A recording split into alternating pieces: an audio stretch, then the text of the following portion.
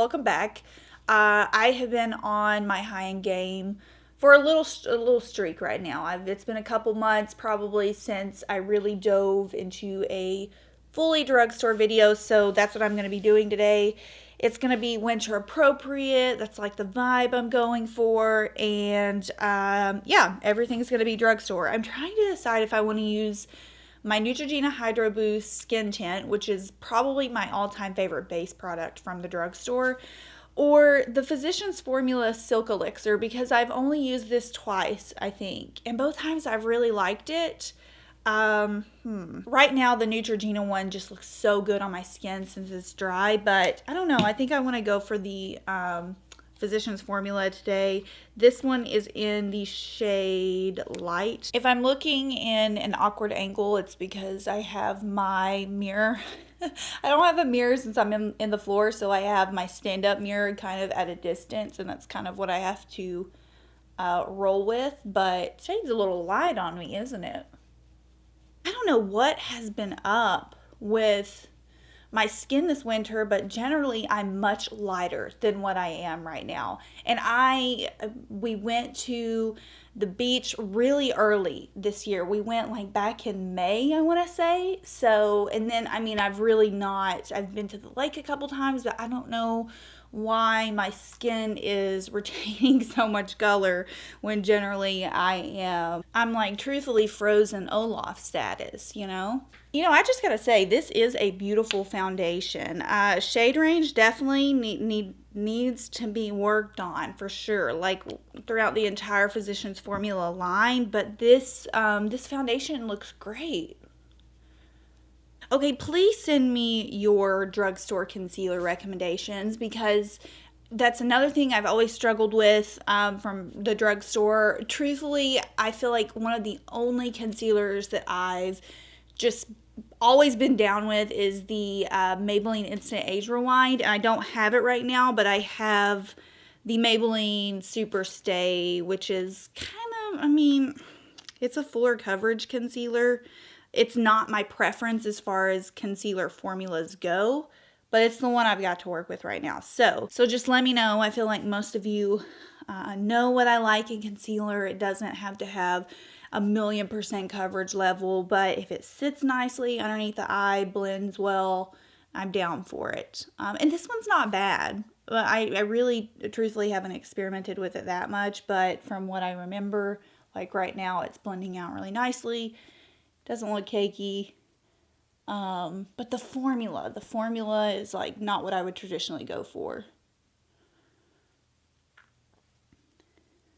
Someone commented on an old video of mine the other day, and they said, this girl had eyelid surgery since this video, right?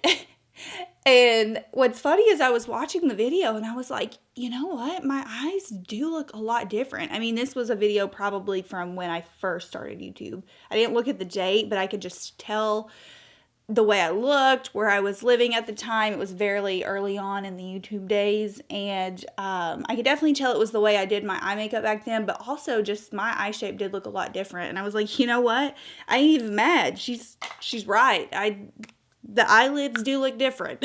This is my Loreal Infallible foundation stick and tan. I'm just going to use my brush here. By the way, I tried to get all drugstore brushes too. This one's from Japanesque. Japanesque is not sold at Ulta anymore, is it?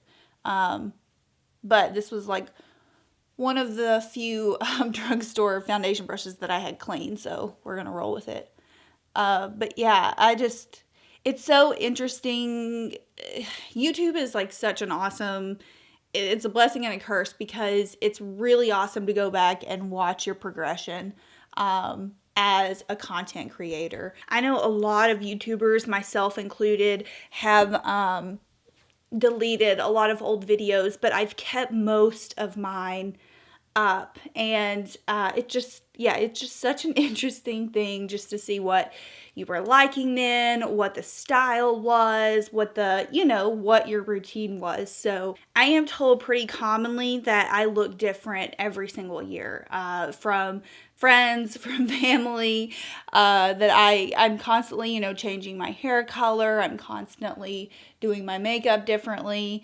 And some people, they see pictures of me from 5, 6 years ago and they like don't believe it's me. I feel like that's how I'm always going to be. Even as a kid, my mom would let me cut my hair basically however I wanted to. I had all kinds of outrageous haircuts as a kid. And, like I feel like I've always looked different at every single stage of my life. I'm going to take a bit of this Revlon Instant Cheek Photo Ready blush and highlighter duo. I'm really just going to focus more on the blush side.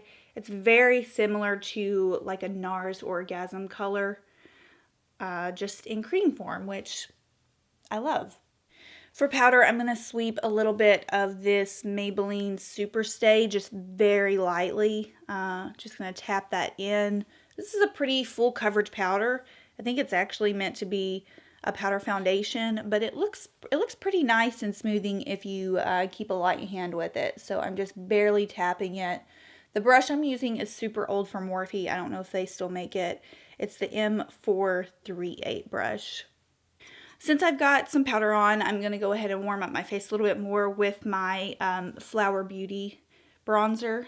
This is probably my favorite drugstore bronzer. It may have kind of stepped above the Physicians Formula one just because this one is so neutral and nice. I love the baked formula of it.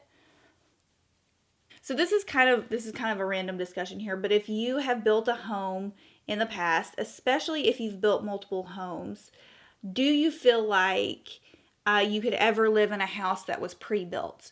Because from the moment we built this house 1.5 years ago, and basically from the moment we moved in, we were already planning stuff for a second home, like what we would do differently on a second home, which is definitely a ways down the road. But I've heard from multiple people that who build homes that there's just like no going back. You can never move into a pre-built home unless it literally just met every specification and thing that you like. So yeah, I've already got our floor plan picked out for our second home, like colors, color palettes, things that are like necessities.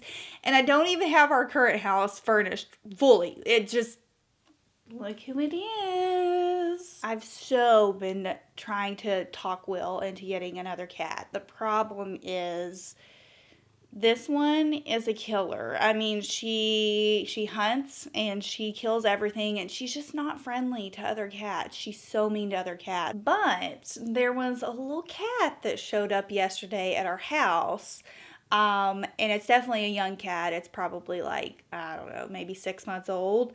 And it's so cute, but I know she's going to be super mean to it. So, ugh, why you gotta be so mean? And for those of you that don't know, Margot is our first cat. Like both mine and Will's first cat. She was a stray at our rental house, and she kind of took us up, she started I would open the door, and knowing damn good and well we had 2 large dogs inside, this cat would literally march into our house like it was nothing, like was not scared of the dogs at all.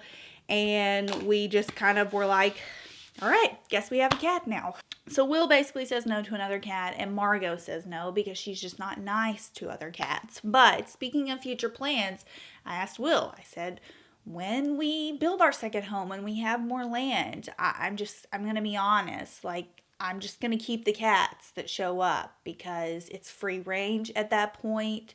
Nice, big, safe area. Why not? And he didn't say no, so I'm going to remember that.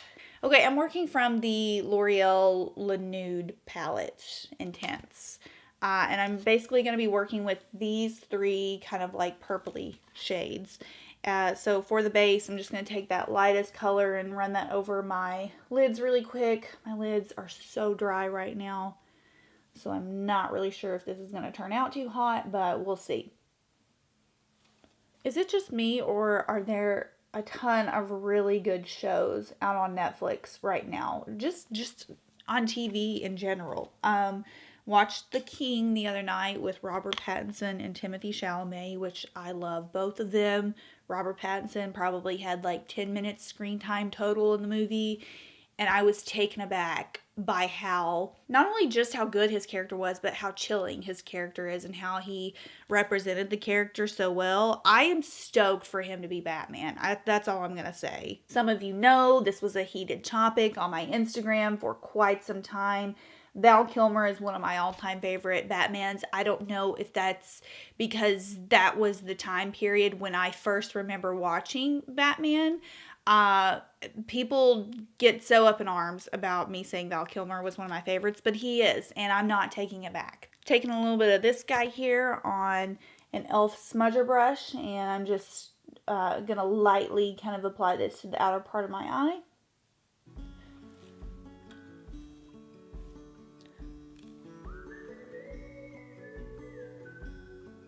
Same thing with this guy right here, just this nice dark kind of eggplant color.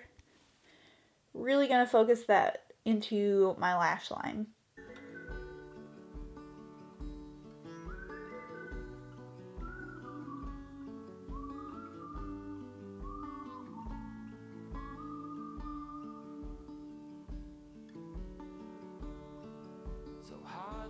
Another show that Will and I are loyalists to is Peaky Blinders, which is a BBC show, but we get it in the US on Netflix a couple months after it airs, and just like, it's a phenomenal show. It's a rough show.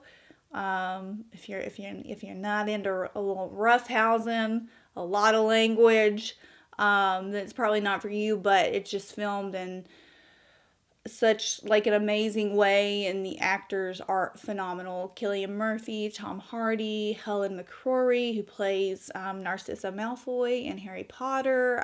Just great cast. Okay, let's go.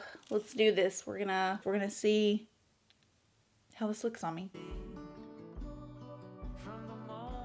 All right, is it a color I would generally go for? No, but it's festive. Thanksgiving is coming up. Christmas is coming up.